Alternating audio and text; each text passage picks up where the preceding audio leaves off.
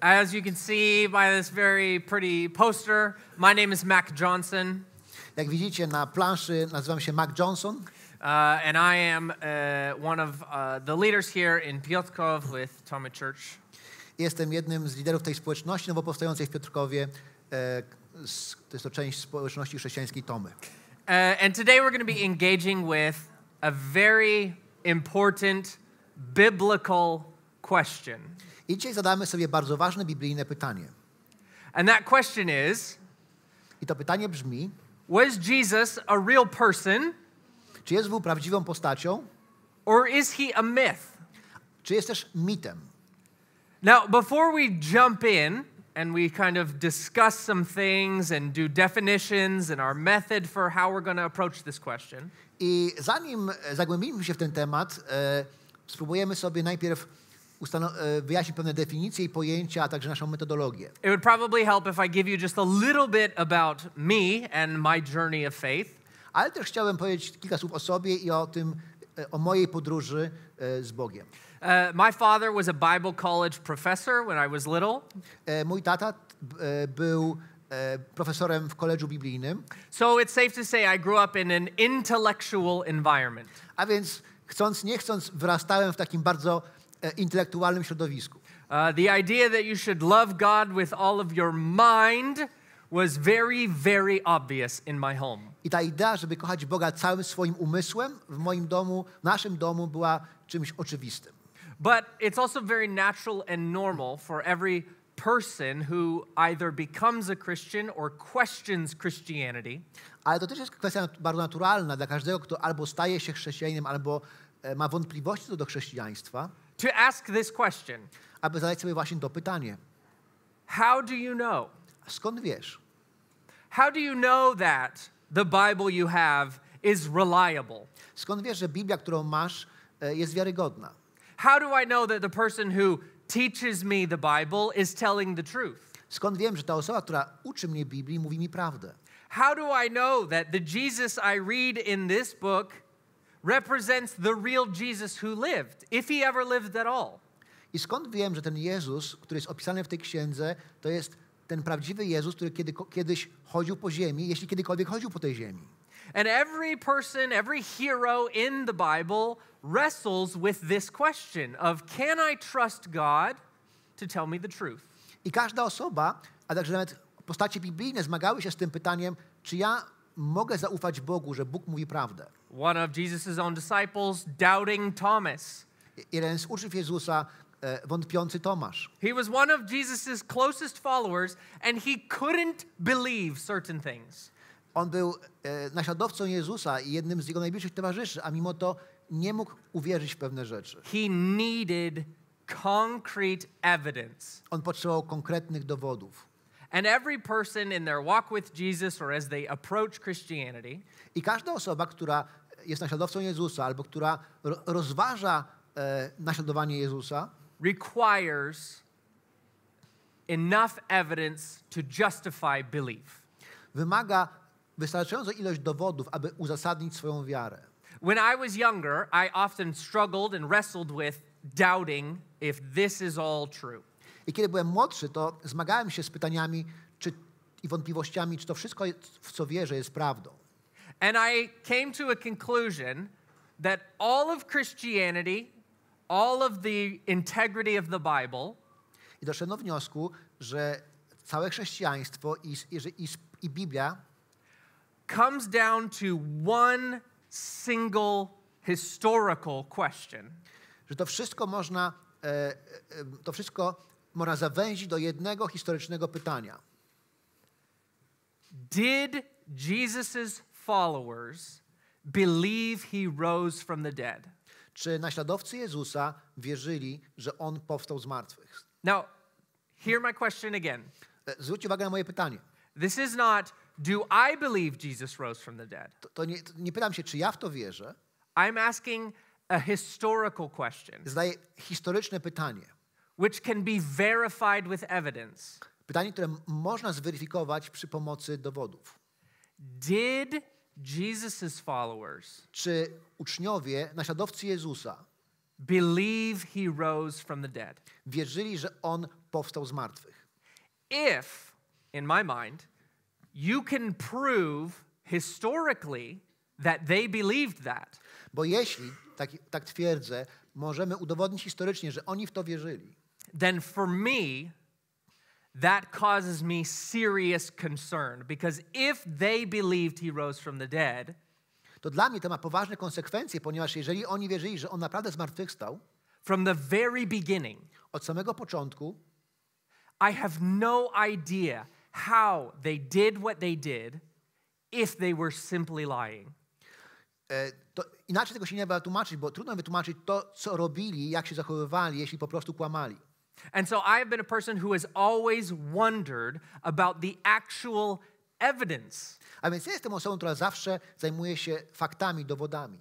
And I know what some of you are thinking. I wiem, co myślicie, niektórzy z was. Are these questions Christians are allowed to even ask? Czy to są pytania, które chrześcijanom nawet wolno zadawać? I thought Christianity was about faith. Ja myślałem, że chrześcijaństwo opiera się po prostu na wierze. I thought Christianity was about just trusting that God is the way he is. I na zaufaniu, że Bóg po prostu jest taki, jaki jest i koniec. There is a faith that the Bible wants you to have. I Biblia mówi o tym, że potrzebujemy wiary i że jest pewna wiara, którą powinniśmy mieć. There are also kinds of faith the Bible tells you not to have. Ale też jest pewien rodzaj wiary, którym Biblia mówi, że nie powinniśmy jej mieć. And so we want to know, what kind of faith does the Bible want us to have? A więc chcemy wiedzieć, jakiego rodzaju wiarę Biblia od nas oczekuje And can we prove historically i czy możemy uzasadnić historycznie, that Jesus' followers believed he raised from the dead? że uczniowie Jezusa naprawdę wierzyli, że Jezus powstał z martwych. And tonight I'm going to try to lay out an argument not put together by me, but by a very famous professor, Dr. Gary Habermas. I dzisiaj chcę przedstawić wam pewien argument, którego ja sam nie wymyśliłem, ale jest to argument, który stworzył znany profesor dr Habermas. That from a historical perspective, I z historycznej perspektywy, which means you do not need to be a Christian to believe this, to znaczy, że nawet nie musisz być chrześcijaninem, żeby w to wierzyć, Jesus' followers were confident that Jesus rose from the dead. uczniowie Jezusa byli przekonani, że On powstał z martwych. And in historical terms, immediately after the event itself. I ta wiara miała miejsce, była konsekwencją tego wydarzenia. But before we jump in, we need to just clear some definitions. Ale zanim zagłębimy się w to zagadnienie, ten temat, musimy wyjaśnić sobie pewne terminy i pojęcia. Just out of curiosity, have any of you studied history in an academic setting? Czy ktoś z was studiował historię, miał na studiach albo w takim kontekście akademickim bardziej? Okay, all right. I would like to give you the definition of history. Więc definicja historii. History is the most likely conclusions Historia to są najbardziej prawdopodobne wnioski, based on the best possible evidence. które są oparte na najlepszych z możliwych wniosków, dowodów. Do you understand what that means? Czy rozumiem, co to znaczy? That history as an academic discipline Historia jako dyscyplina akademicka is not the same as doing a lab experiment. to nie jest to samo, co przeprowadzanie eksperymentu w laboratorium. The historical method for arriving at a version of a story that is considered reliable I metoda historyczna, której skutkiem jest opowieść, historia, którą uważamy za wiarygodną, is evidence dependent. Ta metoda oparta jest na dowodach, na faktach. In other words, we cannot make up theories Inaczej mówiąc, nie możemy sobie tworzyć teorii, to explain things we don't understand. aby wyjaśnić rzeczy, których nie rozumiemy. We have to leave things we don't understand alone unless we have evidence. I te rzeczy, których nie rozumiemy, musimy pozostawić na boku, chyba że mamy dowody, które by twierdziły inaczej. And now we have to define what do we mean when we say evidence. I teraz musimy powiedzieć, co znaczy, co mamy na myśli, mówiąc dowody. Co to są dowody? When we're speaking from a historical perspective, evidence is any piece of information on a given topic. Z historycznego punktu widzenia dowodem nazywamy każdą informację na dany temat. And now I want to define faith. A teraz chcę zdefiniować wiarę, bo to jest kolejne pojęcie ważne. Faith is a very loaded religious term. I to jest taki bardzo naładowany termin religijny. I will show you in just a second, but I'm going to give you the definition, the biblical definition now. Faith is a commitment of trust based on evidence. A wiara to jest decyzja zaufania, która oparta jest na dowodach. And I know maybe that is not how you've heard faith defined, but biblically speaking, this is what faith means. I być może słyszeliście inne definicje, ale rozumiejąc to z perspektywy biblijnej, tak właśnie rozumiemy wiarę. And I will show you my work so that you don't just have to believe me. I zaraz zobaczycie, jak to działa. This comes from. But first what I want to do is I want to talk about myths, historical myths that have already been disproven in the academic world by non-Christian scholars. A teraz chciałem wam pokazać kilka mitów, które zostały już podważone i to podważone przez nawet niechrześcijańskich naukowców. So in other words, these are non-Christian historians who all agree this is true. A więc to są niechrześcijańscy historycy, którzy zgadzają się co do tego, że to jest prawda. It used to be widely popular in the early 20th century, the 1900s, 1800s, that Jesus was a made-up person. I na początku XX wieku, a nawet wcześniej, było powszechne przekonanie, że Jezus jest wymyśloną postacią.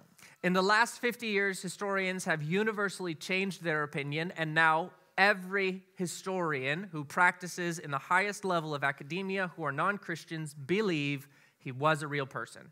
Ale w ciągu ostatnich 50 lat historycy doszli do takiego konsensusu, że Jezus Chrystus był postacią historyczną. The second myth. Drugi mit. Is that the church decided many years after Jesus was alive that he was a God and he raised from the dead. Drugi mit jest taki, że Kościół wiele lat po śmierci Jezusa zdecydował, że on był Bogiem i że powstał z martwych. This myth came up due to philosophers of the 18th, 19th and 20th centuries. I ten mit rozwinął się dzięki filozofom z XVIII, XIX, a także XX wieku, Who did not have artifacts that we now have. Którzy nie posiadali dowodów w postaci wykopalisk, które my posiadamy. And they came up with theories as to how the church came to believe what it believed. I oni stworzyli teorie, które miały wyjaśnić, skąd wzięły się przekonania Kościoła, że Kościół wierzył tak, jak wierzył. It is now universally accepted among non-Christian scholars that this is not true. I znowu to jest kolejna rzecz, która jest, co do której nawet niewierzący naukowcy, badacze zgadzają się, że to nie jest prawda. The church did not decide Jesus was God in certain church councils in the 4th and 5th centuries. Kościół nie zdecydował o tym, że Jezus jest Bogiem na swoich soborach w III i IV wieku. And as I will show today, the earliest Christians believed Jesus raised from the dead. It was not a later development of Christian evolution. I jak zaraz wam pokażę, już pierwsi chrześcijanie mieli to przekonanie, że Jezus powstał z martwych i to nie było jakieś późniejsza myśl, która była wynikiem ewolucji późniejszych pokoleń badaczy. The fourth myth. Kolejny mit. Is that nothing in the New Testament can be considered as a reliable historical document. Ten mit brzmi tak, że nic w Nowym Testamencie nie można uważać jako wiarygodne źródło historyczne, jako wiarygodny dokument historyczny. No Bible scholar who is a non-Christian says that everything in the Bible cannot be relied on. Żaden non-Christian scholars.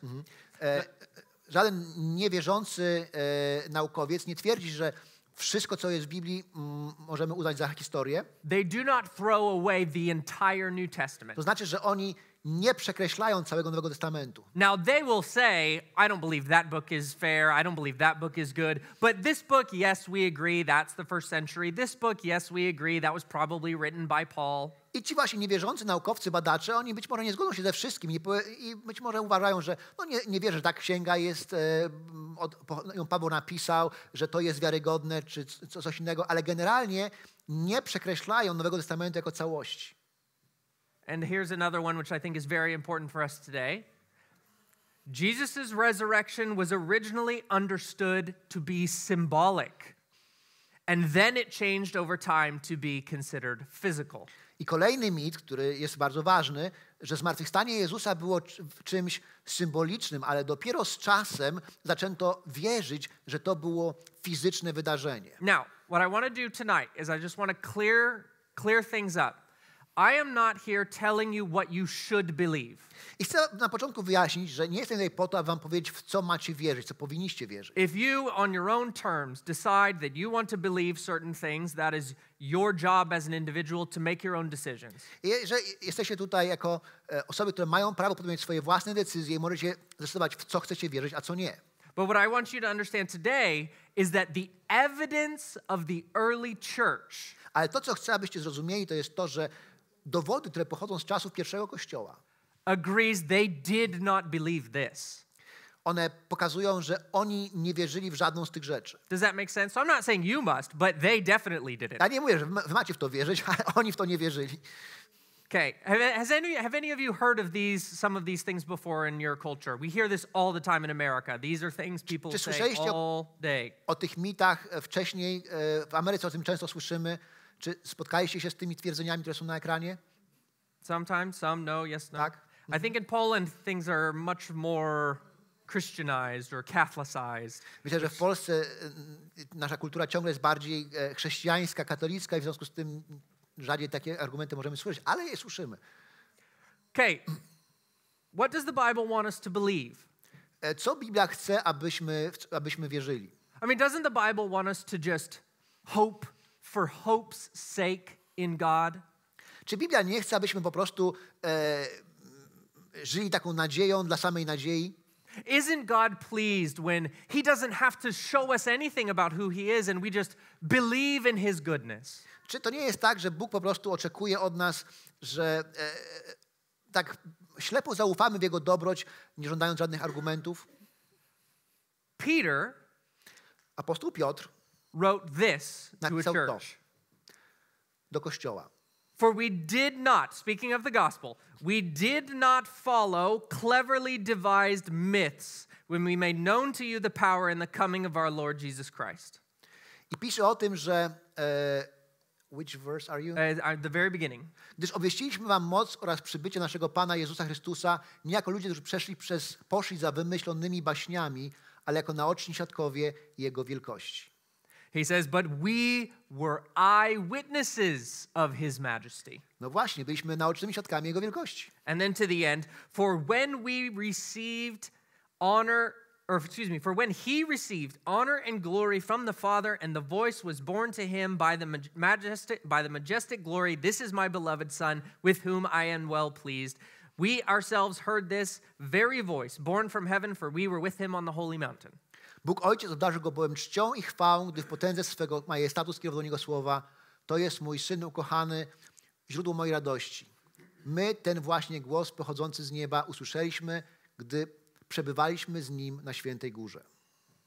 Now, it's one thing for us to take Christianity away from the texts and think about Christian ideas.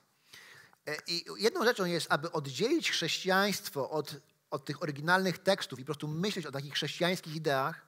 But to do that is to use philosophy to understand Christianity. Ale żeby to zrobić, to trzeba posługiwać się filozofią, aby zrozumieć chrześcijaństwo. What we want to do is we want to use history to understand Christianity. Ale to, co my chcemy zrobić, to chcemy posłużyć się historią, aby zrozumieć chrześcijaństwo. And the question, which is very important, is this: did they believe it was a myth? I pytanie jest takie, czy oni wierzyli, że to jest mit? Does Peter say, now just trust us, this is what is good for you, don't worry about the details, it's not a big deal? Czy Piotr mówi: słuchajcie, zaufajcie nam, to nie ma znaczenia, czy to jest prawda, czy nieprawda, nie martwcie się szczegółami. No, what does he say? Ale co? Nie, tego nie mówi, ale co mówi? This is not a myth. On mówi: to nie jest mit. I delivered to you what I myself saw. Ja przekazuję wam to, co sam widziałem. But he doesn't just say myself, Ale nie tylko mówi: ja to widziałem, but he includes others who also saw, who also told that same story. Ale także włącza w to innych, którzy także widzieli i także opowiadali tę samą historię. And that is what Peter wants his learners to hold on to when their Christian walk gets too difficult. I właśnie tego Piotr chce, aby jego słuchacze się uchwycili i mogli się trzymać w momentach, kiedy ich naśladowanie Jezusa staje się trudne. Peter did not believe this was a made-up event used to make us feel better about the world we live in. I Piotr nie uważał, nie wierzył, że to jest wymyślone wydarzenie, wymyślona historia, która została stworzona po to, abyśmy się lepiej poczuli w tym świecie. But we live 2,000 years after these events. My żyjemy 2000 lat po tych wydarzeniach. So how could you and I possibly know? A więc jak ty i ja możemy wiedzieć, And that's a great question. i to jest ważne pytanie. Because now we jump into the world of historiography. A teraz wkraczamy w świat historiografii. This is a non-Christian science or academic discipline. To jest akademicka dyscyplina, nawet nie chrześcijańska dyscyplina tak naprawdę. This is a discipline you can do with any historical event. I tą dyscyplinę możemy wykorzystać, aby analizować jakiekolwiek historyczne wydarzenie. We do not use one method to understand Christian history and another method to understand Polish history. I to jest taka prawda, że my nie posługujemy się jedną metodą, aby zrozumieć chrześcijańską historię, a inną metodą, aby zrozumieć historię Polski na przykład. It's the same method. To jest ta sama metoda. How can we know something happened in the past? Skąd możemy wiedzieć, że coś się wydarzyło w przeszłości? For example, how many of you have seen Lech Wałęsa in real life? Jak wielu z was widziało Lecha Wałęsę na własne oczy, na żywo, w prawdziwym spotkaniu, twarzą w twarz, w realu, jak to mówią? Nobody's seen Lech Wałęsa? Okay. All right. In real- How many of you believe he is real? Do you mean like seen in person? In person. Like physically, like Physically, I see him, I can touch him, he's real. not on TV. Not on TV. No, nikt nie They widział. can do anything on TV. Ja. Nie, nikt nie widział. You've seen Lech Wałęsa in real life? Oh, okay. Okay, none of you have seen him, but he's real. Ale on, nikt go nie widział, ale wierzycie, że jest prawdziwy, nie? Okay, but how do you know? A skąd wiecie, że jest? Okay, let's go a little bit further. From TV. He's on TV. Teodor Kościuszko. Kościuszko? Kościuszko. Mhm. How do you know he was real? Skąd wiecie, że taki był gość? Did you see him? Widzieliście go? Did you talk to him? Rozmawialiście z nim?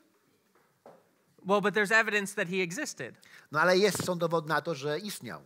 No one doubts that he was a real man. Nikt nie wątpi, że to była postać historyczna.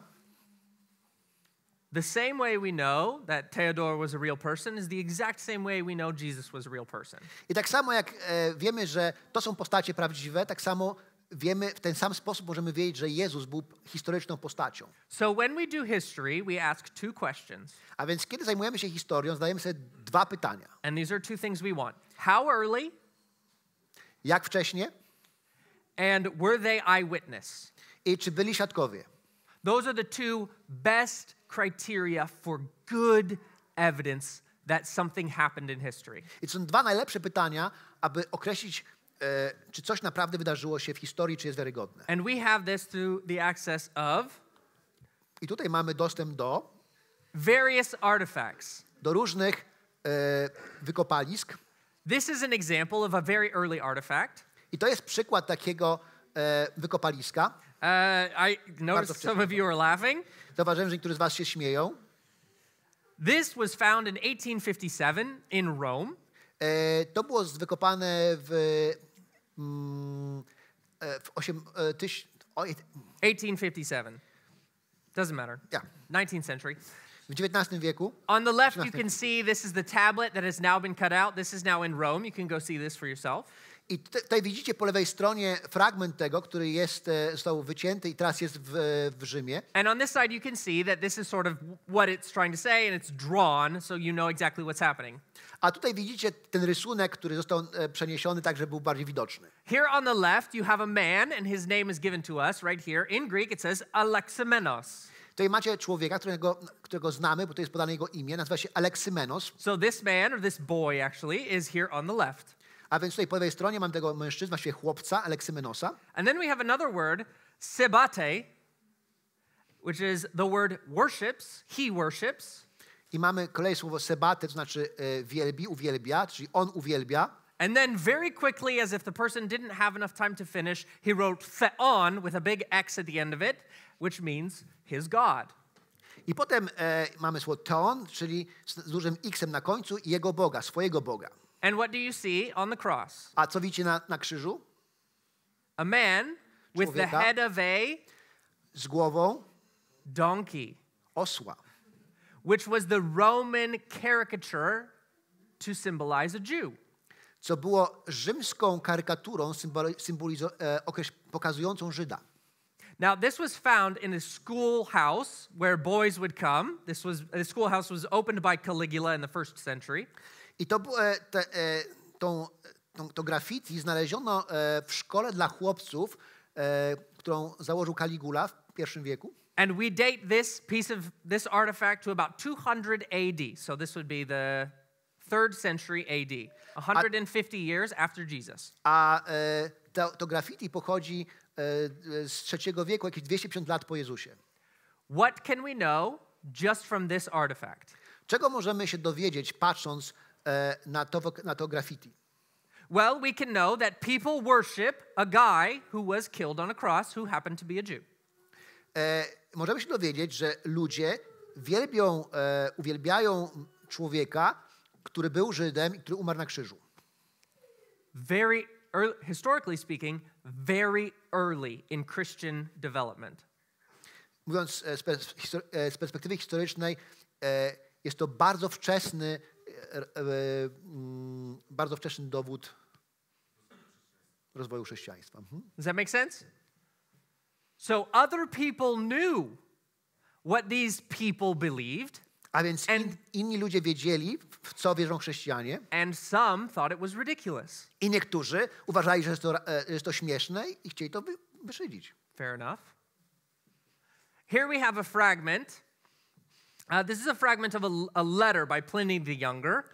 To jest fragment listu napisanego przez Pliniusza Młodszego. Pliny the Younger was alive from mid-1st century to beginning of the 2nd century, died in about 113 AD.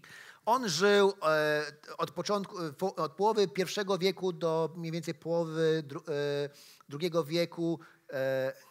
And he was charged by the Emperor Trajan to investigate secret societies. I cesarz Trajan zlecił mu, aby przyjrzał się sekretnym stowarzyszeniom, religiom, które funkcjonowały w tamtym czasie. And he wrote to Trajan, we have the letter, he wrote to Trajan and he said, "This is what I found out from these Christians." I Pliniusz Młodszy pisze do Trajana i mówi, oto czego się dowiedziałem na temat tych chrześcijan. On an appointed day, they had been accustomed to meeting before daybreak. W określonym dniu mają zwyczaj spotykania się przed wschodem słońca. And they would recite a hymn, they would do this without instruments, to Christ as if he was a god. I oni zaczynają od śpiewania hymnu bez instrumentów, recytacji i ten hymn, to ich uwielbienie jest skierowane do Chrystusa, którego uważają za Boga. And they had bound themselves by an oath. I związali się przysięgą, to not commit a crime, but to abstain from theft, aby nie popełniać przestępstw, aby trzymać się z dala od kradzieży, robbery, adultery, and the breach of faith, and to not deny a deposit when someone had a claim. Od rabunku, od cudzołóstwa, morderstwa, a także, żeby nie żądać nie tyle długów, co procentów, które się jak się komuś pożycza. Therefore, this is what they said. Therefore, in order to understand the truth, dlatego też, jeżeli chcemy to zrozumieć, poznać prawdę o nich, I tortured 2 maidservants who were called deaconesses. Torturowałem 2 kobiety, które nazywano diakonisami. And listen to this. I found no crime but a depraved and extravagant superstition. I mówi, nie znalazłem, to jest ważne, nie znalazłem w nich żadnej winy, nie popełniłem żadnego przestępstwa, ale jedyne, co znalazłem, to wiarę, taką ekstrawagancką, bezmyślną wiarę w przesądy. Interesting. Ciekawe. Now, he doesn't tell us what this crazy, extravagant superstition was. On nie wyjaśnia, czym były te szalone, zwariowane przesądy, But we can probably, and historians have made their guess, non-Christian scholars all agree, he means the resurrection of Jesus. ale badacze, którzy przyglądają się temu listowi, są zgodni, że największym takim przesądem było właśnie zmartwychwstanie Jezusa. Pliny writes this letter less than 100 years after Jesus was killed. I Pliniusz Młodszy pisze ten list mniej niż 100 lat po śmierci Jezusa. Which means within 100 years, they were saying and willing to be tortured for the message that Jesus or some Christ figure had been raised from the dead. Co znaczy, że chrześcijanie w okresie mniejszym niż 100 lat po śmierci, krótszym niż 100 lat po śmierci Jezusa, wierzyli i byli gotowi być torturowani i zabijani za swoje przekonanie, że Jezus zmartwychwstał. Now, we're going to take a step into one line of an argument. I teraz zrobimy krok naprzód i przyjrzymy się pewnemu ciągowi logicznemu argumentacji. But first, I need to familiarize you with what is very popular, what is considered very good evidence in a historical setting. Ale zanim to zrobimy, musimy uświadomić sobie, co uważane jest za dobry dowód, jeżeli chodzi o historyków. Now, when we look at a historical person, Jeżeli patrzymy na historyczną postać, our next question is, when is the first time we have a record of that person? a więc kiedy patrzymy na jakąś postać historyczną, to zadajemy sobie pytanie, kiedy był ten pierwszy moment, kiedy pisano coś na temat tej osoby. And so from now on, I will say things that only non-Christian experts believe, okay? A więc od tego momentu będę mówił tylko to, co niewierzący badacze, historycy wierzą. So you do not need to be a Christian to believe this. A więc nie musi być chrześcijaninem, żeby w to wierzyć. It is universally agreed, and I'm going to need to kind of walk back and forth so you get the effect. You can stay here. We're going to put the middle at year 0. Jesus dies. So our year 0 will be 33 AD to 30 AD. There's a discrepancy because the Greeks don't have the Roman numeral 0. It goes from year 1 BC to year 1 AD. And what do we do with that extra year? Wonderful. So, w środku będzie mniej więcej ten moment, kiedy Jezus umarł, to będzie gdzieś między rokiem 0 a rokiem 33, albo trochę kawałek dalej, bo nie znam dokładnej daty jego ani narodzin, ani śmierci, ale tak tu jest. Tu Okay, jesteśmy. all right. Jesus dies in 30. A więc w latach 30 na początku Jezus umiera. And I will use the most skeptical scholar dates, okay? I posłużę się najbardziej sceptycznymi datowaniami, jakie można sobie wyobrazić. That way is the future, that way is the past. Tutaj jest przyszłość, tam jest przeszłość. All right, Jesus is here. A Jezus jest tutaj. Mark, his gospel, the latest possible date according to critical scholars is about 40 years later. It was written in about 70 AD.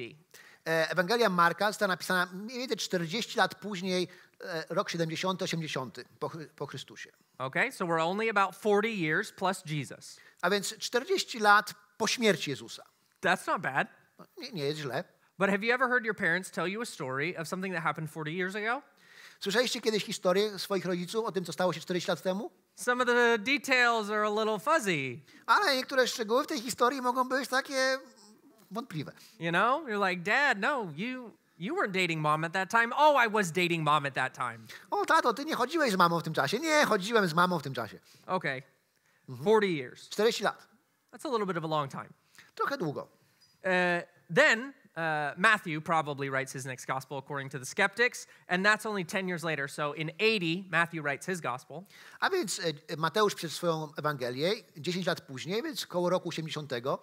And then about 15 more years, so we're about 70 years away from Jesus, Luke writes his gospel. I jakieś 70 lat od Jezusa, czy 15 lat później pisze Łukasz swoją Ewangelię. And then just like a tiny step later, John writes his gospel. I taki mały kroczek dalej Jan pisze swoją.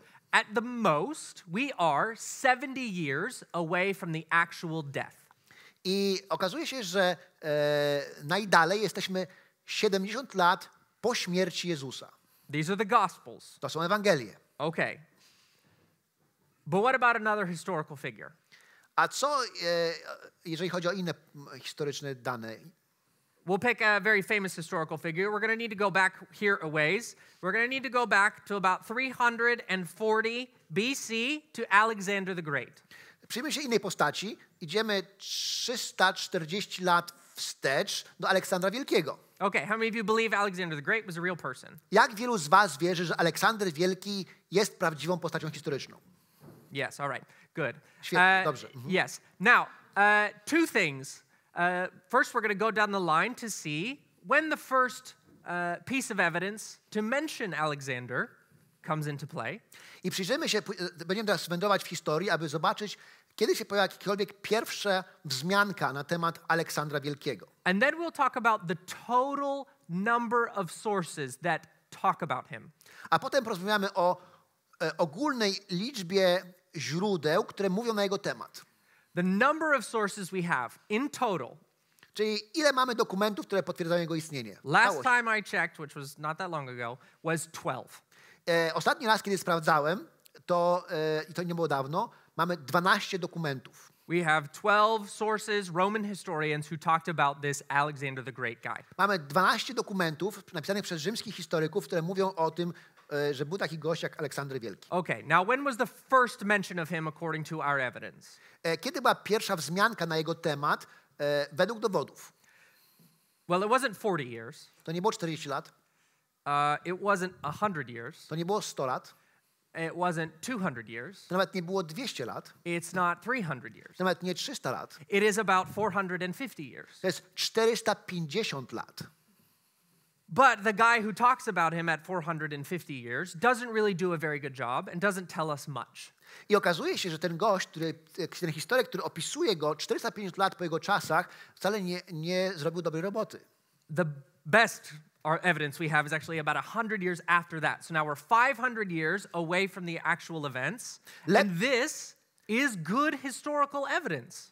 I lepszy opis, lepsze przedstawienie jego postaci pojawiło się 100 lat później, czyli 500 lat po czasach Aleksandra Wielkiego. It is not accepted in academic circles to discount the existence or the works of Alexander the Great based on the 12 sources and 500 years worth of distance. A mimo to w świecie historycznym i świecie naukowym nikt nie wpadł na pomysł, aby podważać dokonań Aleksandra Wielkiego i jego jako postaci historycznej, mimo że mamy tylko 12 dokumentów, które potwierdzają jego istnienie, a najlepszy dokument pochodzi z czasów, są napisane 500 lat później po jego czasach. Okay. If we give 500 years of evidence, how many sources do you think we would have of Christ or of the Bible, of the New Testament? Jeśli byśmy patrzyli na tą przestrzeń 500 lat gromadzenia dowodów odnośnie Aleksandra Wielkiego, to jak myślicie, ile mamy dowodów odnośnie Chrystusa, czy Ewangelii, czy zmartwychwstania? If you allow me 500 years, you have over 200 sources. Gdybyśmy wzięli 500 lat historii, to mielibyśmy how many? 200. 200 dokumentów. Just in the first 500 years, which is what we consider to be good historical evidence for Alexander. Jeżeli tylko weźmiemy pod uwagę pierwszych 500 lat, które byśmy porównywali do czasów Aleksandra i dokumentów odnośnie Aleksandra. Okay, so now you understand how big we historians allow for things to be considered valuable evidence.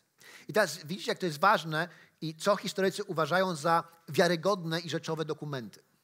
Dowody. The Bible records miracles.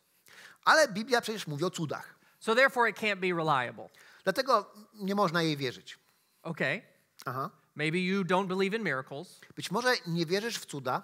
However, a jednak, if you discount all pieces of evidence which record miracles, jeśli usuniesz albo uznasz za niewiarygodne wszystkie fragmenty, które mówią o cudach, you must also throw away all Roman historical pieces of evidence because they all contain miracles. To przy okazji musisz też, jeżeli jesteś konsekwentny, przekreślić wszystkie rzymskie historyczne źródła, ponieważ one wszystkie też zawierają historię o cudach. Now I'm not saying believe Roman history 100%, never question it. Ja nie mówię, to musimy teraz uwierzyć w historię rzymską w 100% i nigdy jej nie kwestionować. What I'm saying is, if the presence of a miracle discounts the entire document, you lose almost all of Roman and Greek history. Ale mówię, i to jest ważne, że jeśli obecność cudu w danym dokumencie dyskwalifikuje ten dokument, to znaczy, że dyskwalifikujemy większość dokumentów z historii Rzymu. Okay, we're now going to move away from historiography, and we are going to get into the meat of our conversation tonight, which is the minimal facts argument for the resurrection of Jesus. I teraz opuszczamy świat historiografii i przyjrzymy się temu argumentowi, który jest oparty właśnie na podstawowych faktach odnośnie zmartwychwstania Jezusa. I know you probably don't care, but this argument was made by Gary Habermas at the University of Michigan for his PhD dissertation. So this is his work, and I am simply sharing it with you, okay? I pewnie to nie jest dla was takie ważne, ale ten argument został stworzony przez Gary'ego Habermasa, którego to była praca doktorska, a ja po prostu dzielę się tym, co on stworzył i napisał.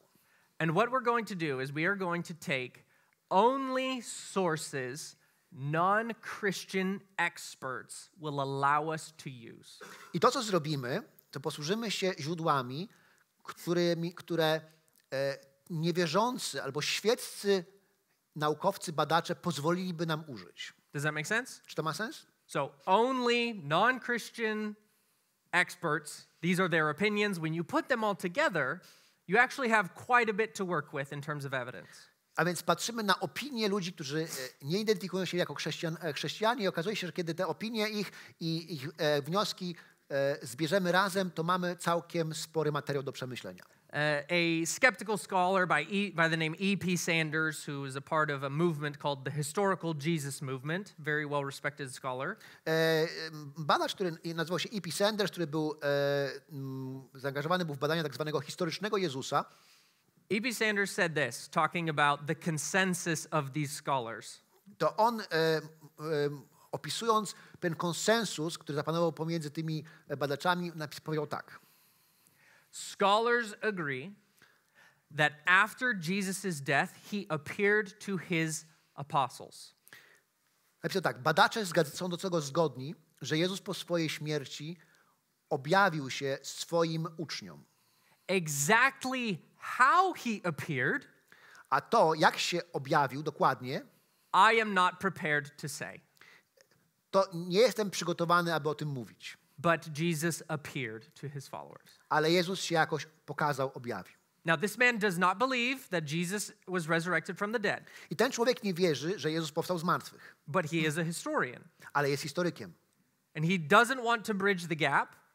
I on nie chce zrobić tego przeskoku, połączyć kropki. But he is a consensus opinion. Ale on jest wyrazicielem pewnego konsensusu. So, let's only use evidence the most liberal, the most critical scholars allow. We won't get to use the Gospels. A więc posłużmy się argumentami i dowodami, które wykorzystaliby najbardziej krytyczni, najbardziej liberalni badacze. Nie będziemy sięgali do Ewangelii. But they do give us Paul. Ale oni, ci badacze, pozwalają nam skorzystać z apostoła Pawła. Non-Christian scholars all agree, unanimous, that Paul was a real person and that the books you have in this book, and I'm about to name the ones they allow. Ponieważ historycy są zgodni co do tego, że apostoł Paweł był prawdziwą historyczną postacią i że księgi, które napisał w Nowym Testamencie, są dostępne i powiem wam, z których pozwalają nam korzystać. Paul definitely wrote Romans. Są przekonani, są zgodni, że na pewno napisał list do Rzymian. As you have it in your Bible. Tak mamy w Nowym Testamencie. Paul definitely wrote 1 and 2 Corinthians. Na pewno są przekonani, że napisał pierwszy, drugi list do Koryntian. Galatians, Philippians. List do Galacjan, Filipian. 1 Thessalonians and Philemon. Pierwszy do Tesaloniczan i list do Filemona. All non-Christian scholars agree these were written by Paul. As you have them, this is accurate history. This can be used as evidence. I niewierzący świeccy historycy są przekonani, że te listy zostały napisane przez Pawła, są historycznie wiarygodne i możemy posłużyć się nim jako materiałem dowodowym. So how close to the event of the resurrection do you think we can get only from the evidence that the opponent would give us? A więc jak myślicie, jak blisko do zmartwychwstania możemy się zbliżyć, używając argumentów i źródeł, na które nasi oponenci, czyli ci historycy nam pozwalają. So I will be able to get us as close as we possibly can with two texts.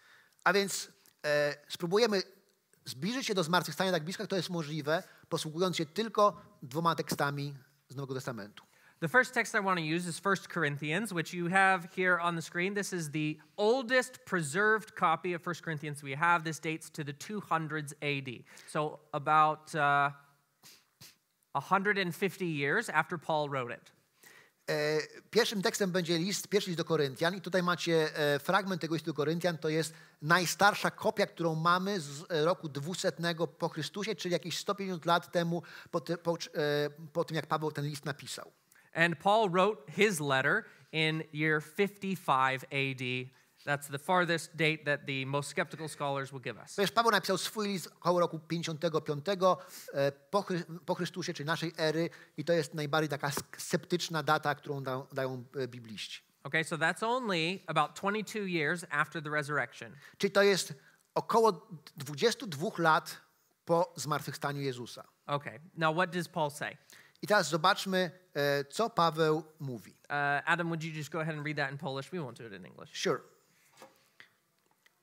Przekazałem wam bowiem przede wszystkim to, co sam przejąłem, że Chrystus umarł za nasze grzechy według Pism, że został pogrzebany i że trzeciego dnia zmartwychwstał według Pism.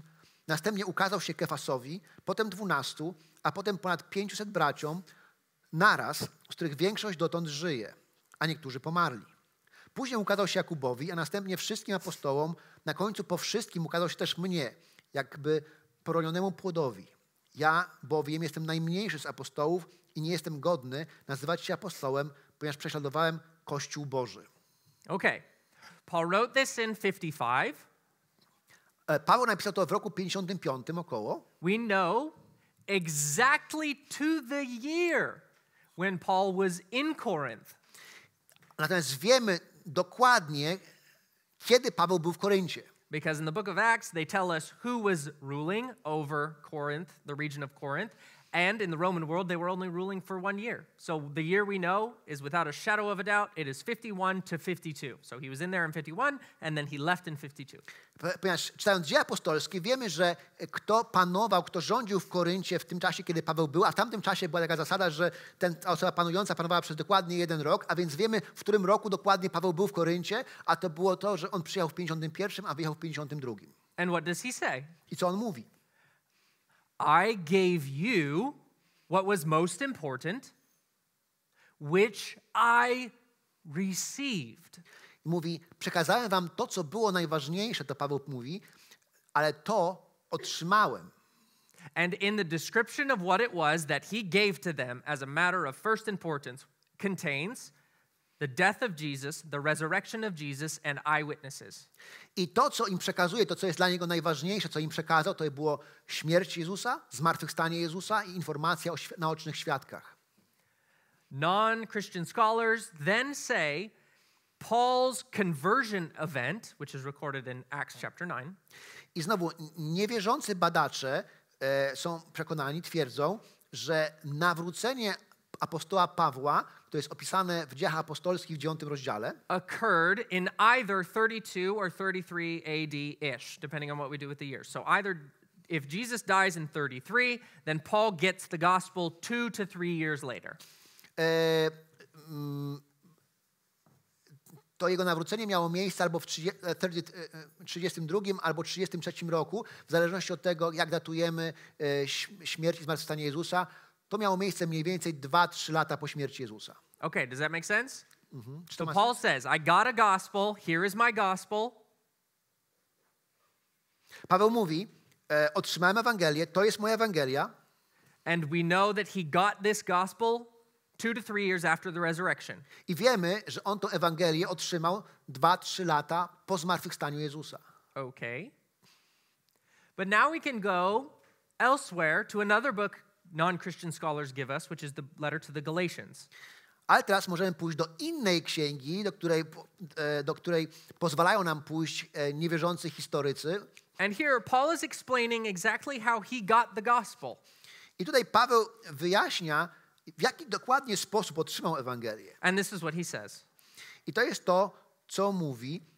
Nie radziłem się ciała ani krwi, nie udałem się też do Jerozolimy, do tych, którzy przede mną byli apostołami, lecz natomiast poszedłem do Arabii, po czym znów wróciłem do Damaszku. Następnie po 3 latach wybrałem się do Jerozolimy, aby poznać Kościół, Kefasa.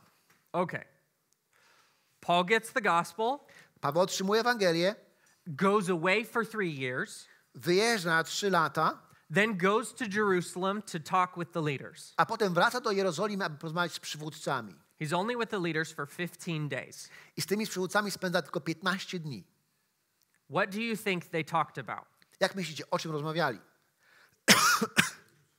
It was obvious that Paul had had a miraculous experience in their eyes.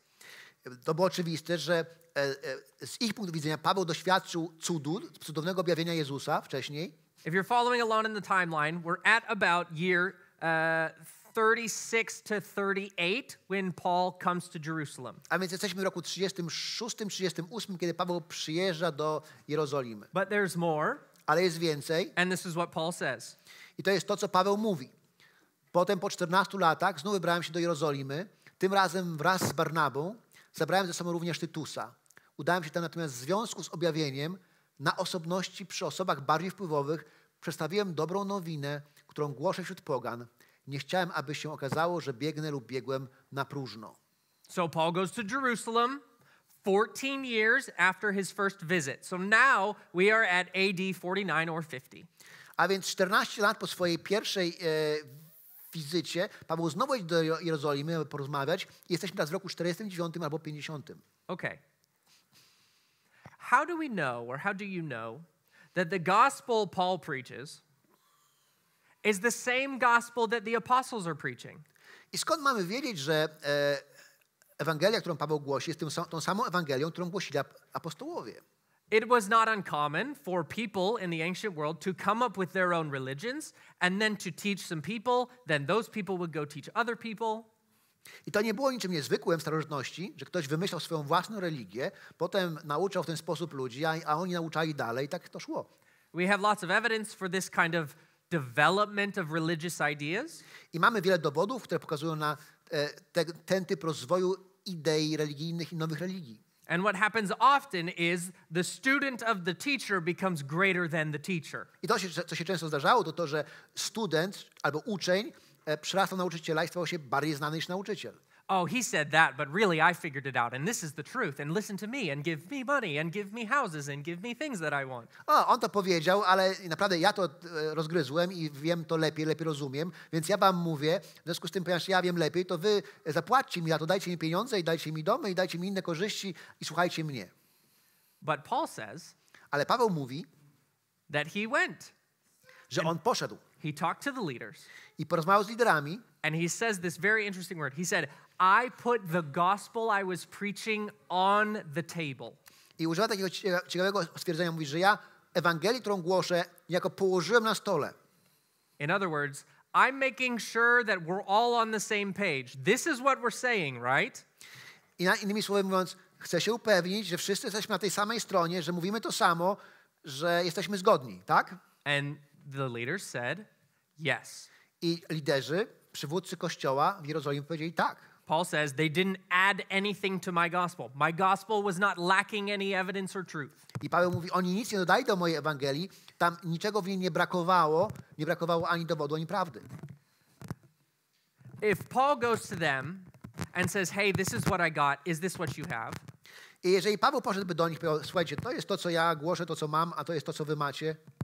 When did Peter and James get the gospel? To kiedy Piotr, Jakub i Jan otrzymali ich Ewangelię? It would have had to have been before Paul got his gospel. To musiało być przed Pawłem, prawda? Zanim on ją otrzymał.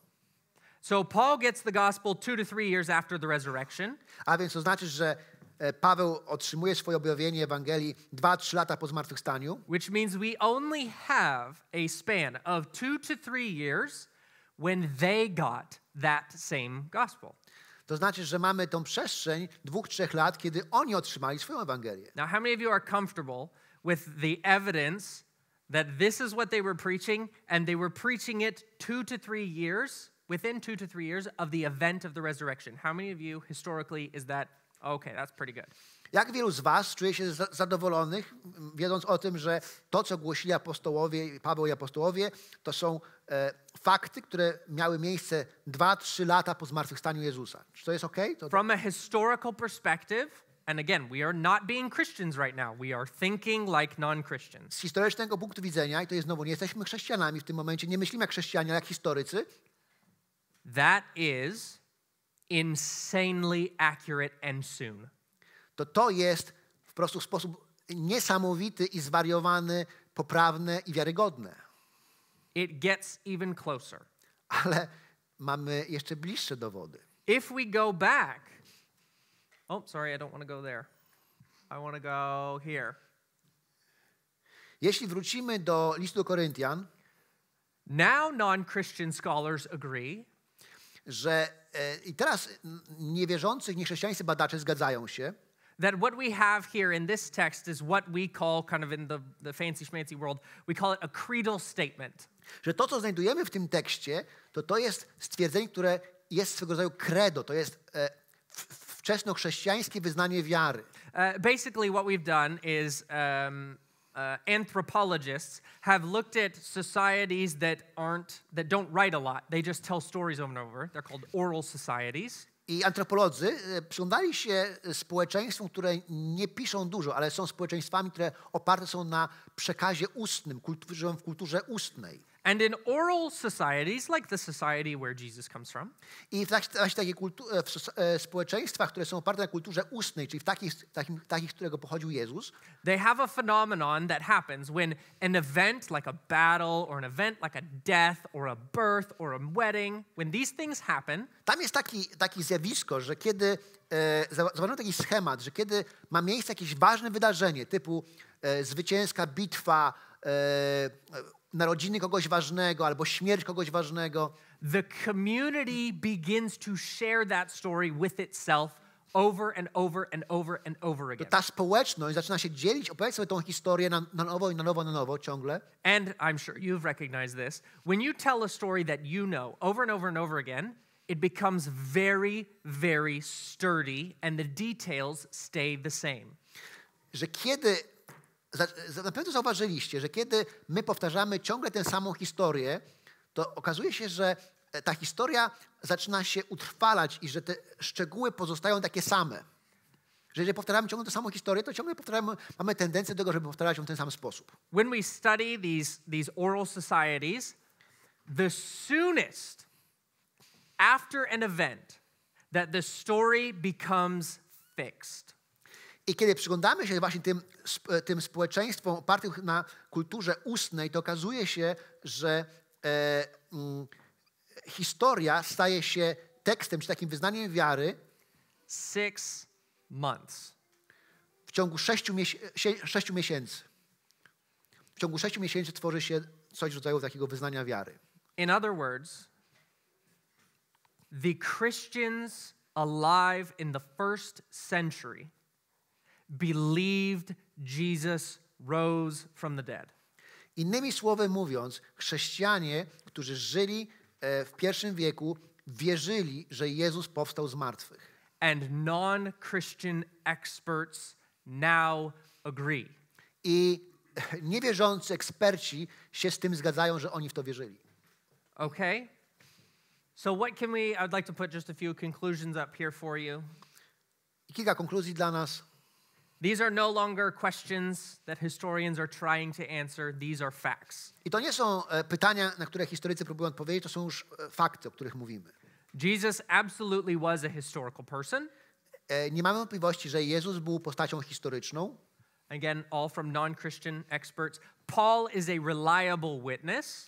I znowu z punktu widzenia świeckich historyków, Paweł jest wiarygodnym źródłem, wiarygodnym świadkiem. And experts will not give you all of Paul's letters, but they will give you the ones that I had mentioned, that these are definitely Paul, and he definitely wrote this, and he is reliable. I oni, ci eksperci, nie zaakceptują wszystkich listów Pawła, ale akceptują te, które ja wspomniałem, twierdząc, że one są wiarygodne i że możemy z nich korzystać.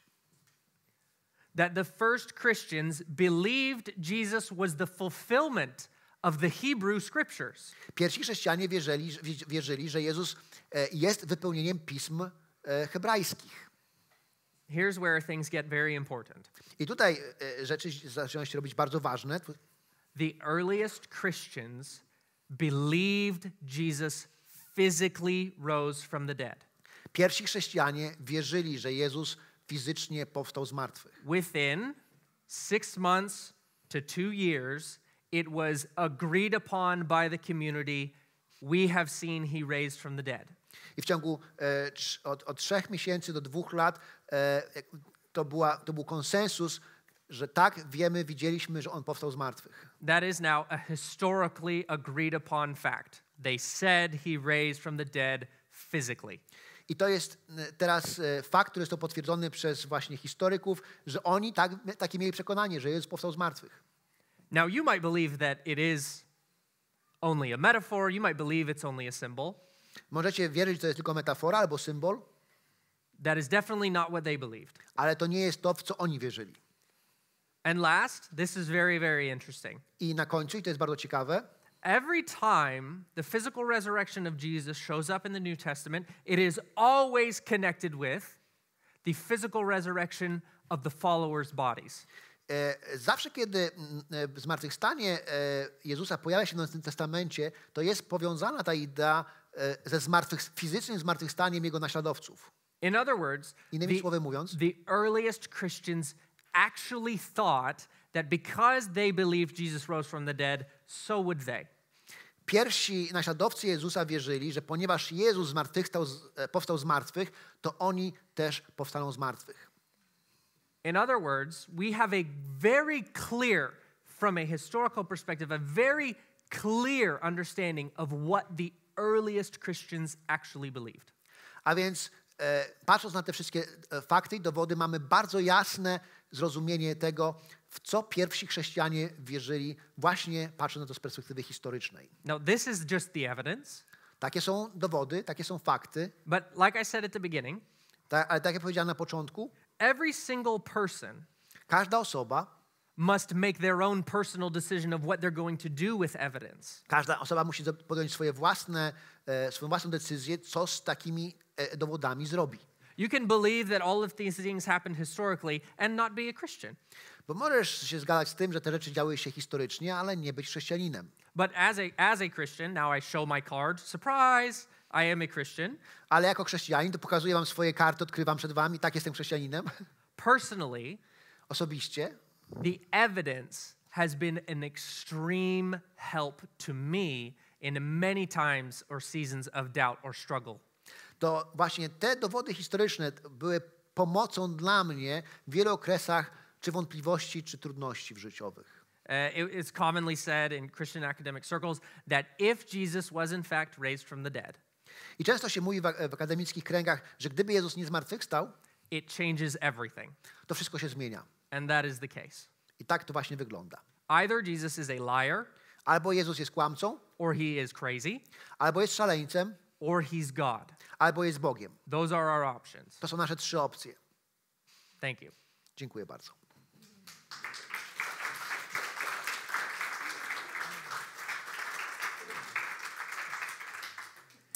I see we're just a little bit 10 past the hour, but it's fair game, I suppose. We can open things up for questions. I understand what's about to happen, but we can open things up for questions if you would like.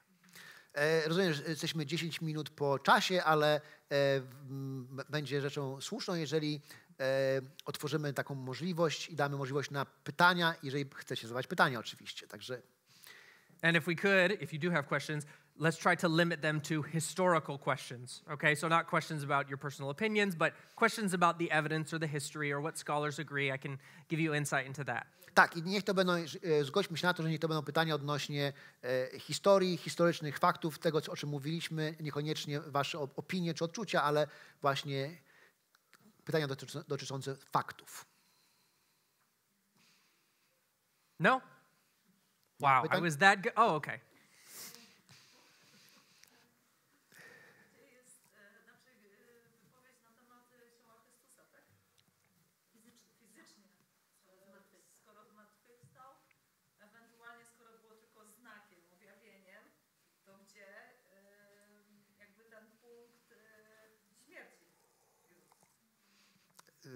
Możesz to...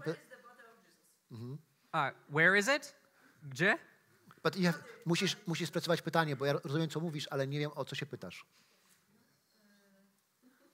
Chodzi o to, że on nie rozumiem, ale na czym polega problem? Czy są jakieś dowody na to, że ciało Jezusa zostało znalezione?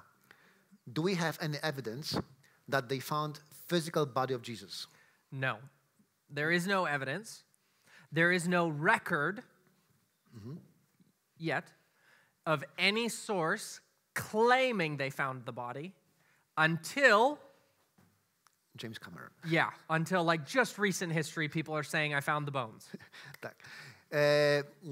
Nie ma żadnych dowodów, ani żadnych zapisków, żadnych dokumentów, które by pokazywały to, że znaleziono ciało Chrystusa i te nowinki są są jakieś ostatnie takie właśnie newsy, które gdzieś tam się pojawiły, tak żartobliwie mówiąc, związane z filmem Jamesa Camerona. If you let me have the Gospel of John as evidence, John says that the Jews made up a story that that the apostles stole the body, but the Jews could never find the body. They couldn't get the body back. But they did not believe that they told the story that he did not raise from the dead, as you would if you didn't want to believe. Tak, bo jeżeli wracamy do Ewangelii, to w Ewangeliach czytamy tę historię o tym, że po zmartwychwstaniu rozpowszechniano pogłoskę, że to Żydzi wykradli ciało i że uczniowie wykradli ciało i że to ciało po prostu zostało ukradzione i dlatego Jezus nie zmartwychwstał, ale nie ma informacji nawet w tych pogłoskach o tym, że to ciało gdzieś mamy, czy zostało znalezione. Does that pop up any other questions? Historical, yes.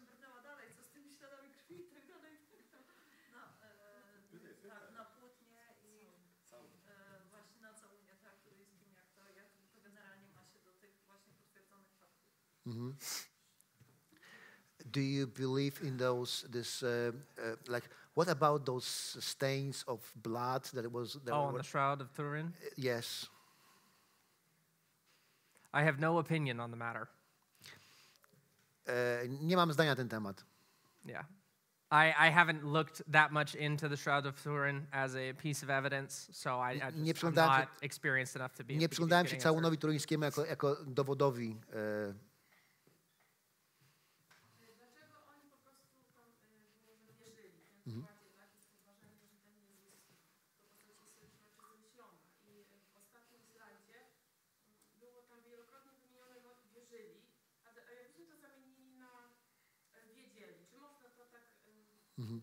That's a good question.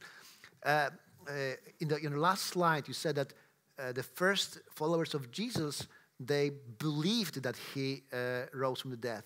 But could we replace the word believe with they knew? Yes, in Greek you can.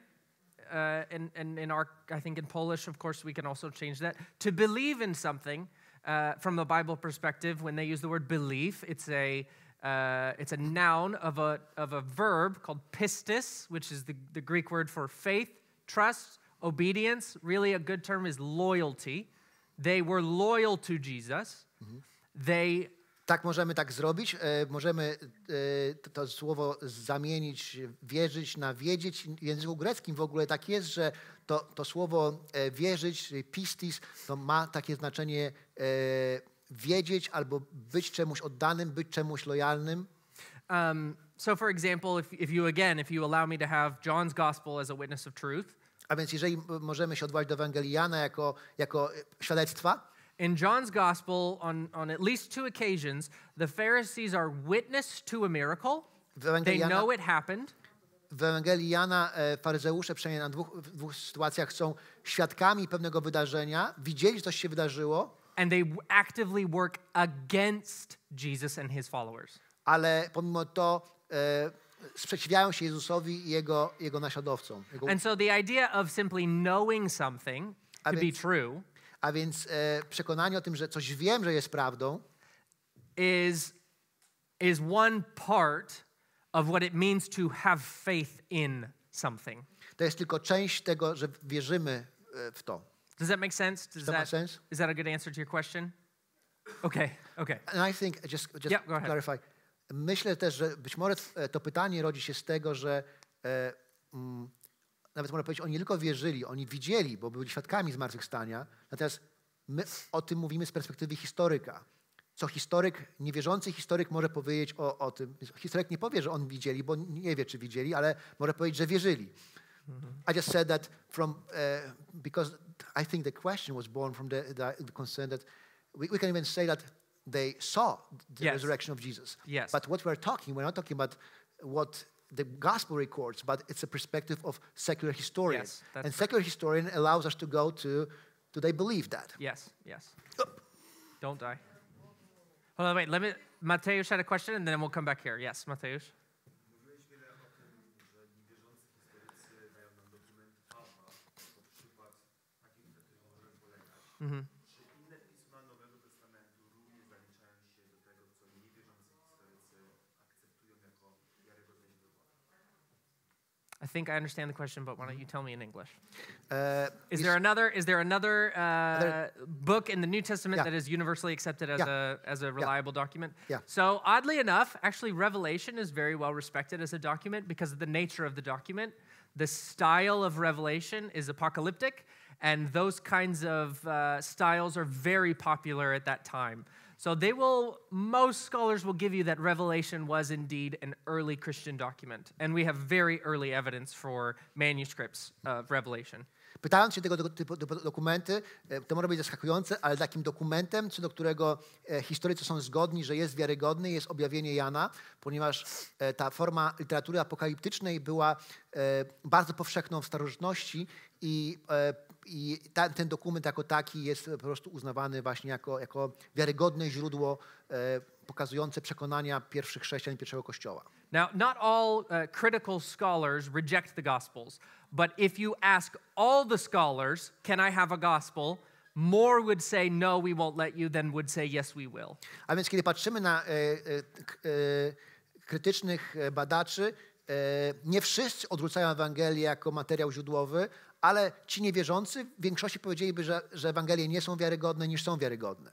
Mówimy o niewierzących badaczach. Wychodzimy się z kategorii, czy na przykład listy Piotra są jakby akceptowalne, ponieważ mówiłeś o tym, że Paweł, on daje tą tezę, że jego Ewangelia jest spójna z Ewangelią innych apostołów, ale czy mamy opinię innych apostołów, którzy mogą potwierdzić to samo? The question is if the epistles of Peter are reliable, because you said that Paul consulted his gospel with apostles and Peter. So do we have reports or witnesses from other apostles different than Paul that could be considered reliable? Do we have witnesses from other apostles Like Peter, for other than Paul? Yeah. So Peter. So most secular scholars will not allow you to have Peter. 1st and 2nd Peter are very different in Greek. So when you read them, the Greek of 1 Peter is somewhat simple. The Greek of 2 Peter the Greek of 1 Peter is insane and very difficult to read. 2 Peter is much simpler. People can write in different styles, but secular scholars will not give that to you. They will say it is written by someone who knew Peter, but it was not written by Peter himself. It wasn't written by Peter himself. A więc ci najbardziej krytyczni badacze nie pozwolą ci skorzystać z Piotra, ponieważ pierwszy list Piotra jest napisany bardzo taką elegancką greką świadczącą o wykształceniu. Drugi list Piotra taką bardzo prostą greką, w związku z tym uważają, że to są dwa listy, które pisane były przez dwie różne osoby i to jest jakby opinia tych najbardziej krytycznych badaczy. Więc oni nie pozwolą ci sięgnąć do Piotra, dlatego sięgnęliśmy do Pawła. Okay, yes. Yes. Kolejne pytanie, czy zmartwychwstanie było odbierane bardziej jako znak, jako objawienie, czy faktycznie jako fizycznie istniejącą postać, tak? When we talk about resurrection, did they perceive it, understood it as a sign or symbol, or as a physical event, resurrection of the body? So actually, every single Greek use of the word anastasis, which is the Greek word for resurrection, Kiedy przyglądamy się greckiemu słowu anastazis, czyli zmartwychwstanie, with one exception, to wszystkie miejsca, gdzie jest to słowo się pojawia, poza jednym wyjątkiem, always meant a physical resurrection of an actual body who was dead. zawsze odnosiło się do fizycznego zmartwychwstania ciała, które wcześniej było martwe. There is one exception, which is actually in the book of Revelation, where some scholars say this word resurrection seems to be used poetically, not physically. Jest jeden wyjątek w Księdze Objawienia, gdzie niektórzy badacze twierdzą, że to jest bardziej użyte metaforycznie niż dosłownie. Maybe just one other quick myth to dispel.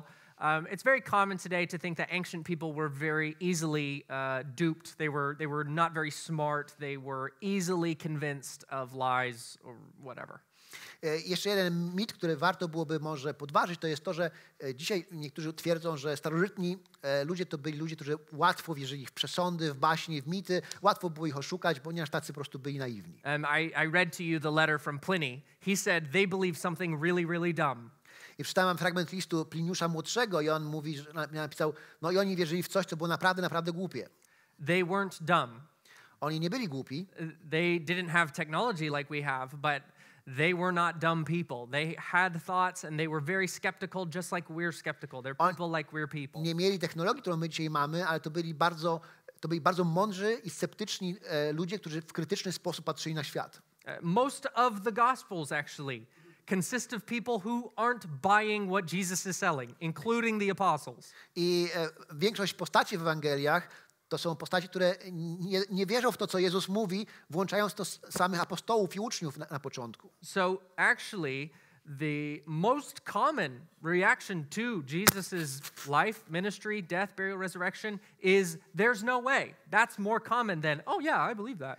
A więc najbardziej powszechną reakcją na wiadomość o śmierci i zwłaszcza zmartwychwstaniu Jezusa, to była reakcja, nie, to niemożliwe, nie wierzę w to, niżej, o, fantastycznie, no to musiało się stać. Więc pierwsza reakcja to była raczej nie, to się nie dzieje. Okay, maybe one last question if there are any, and then I think we can wrap it up. Jeszcze jedno pytanie na koniec, jeżeli są jeszcze jakieś pytania, ostatnie pytanie, o, proszę bardzo.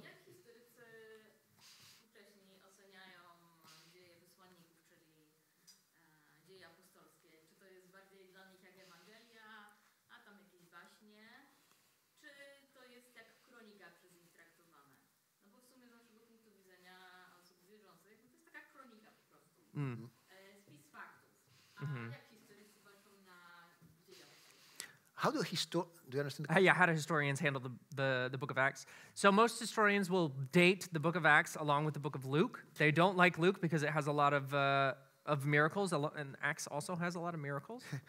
Większość historyków datuje dzieje apostolskie w tym samym czasie, co Ewangelię Łukasza i nie są zachwyceni Łukaszem, ponieważ tam jest dużo cudów i w dziejach też jest dużo cudów. I'll give you one quick story, and then I will directly answer your question. There was a historian from the UK. I'm blanking on his name right now, but he was a historian in the. He was a 19th century historian. Okay, so he's Był taki brytyjski historyk z Wielkiej Brytanii z XIX wieku. He's famous. You can look him up. But he hated the Bible. He thought it was the worst historical document you could possibly imagine. I on nie znosił Biblii, uważał, że to jest najgorszy historyczny dokument, jaki można wyobrazić sobie. So he went to Israel. A więc pojechał do Izraela. To the area to disprove Luke and Acts. Aby podważyć wiarygodność Ewangelii Łukasza i dziejów apostolskich. There are certain words that Luke uses that we have no evidence for. Ponieważ są słowa, czy pojęcia, terminy, które Łukasz używa, and so he thought których możemy uzasadnić w żaden they're using words that nobody uses. This has to be made up. A więc on mówi, no to on używa słów, których nikt nie używa, więc to musi być wymyślone. That man went to Israel and walked away from his archaeological experiment, his archaeological findings with this conclusion. I ten człowiek spędził trochę czasu tam właśnie w tym rejonie w Izraelu i wyjeżdżał z takim przeświadczeniem. Luke is the most accurate historian we have ever found. Że Łukasz jest najbardziej wiarygodnym historykiem, jakiegokolwiek kiedy mieliśmy. Not a believer.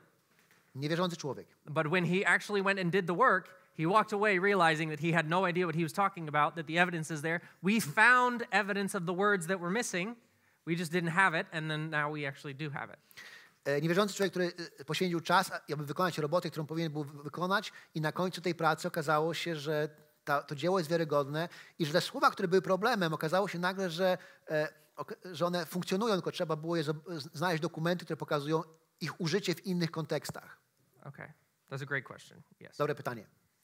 Okay, thank you very much. Dziękujemy Hope you bardzo. enjoyed yourself.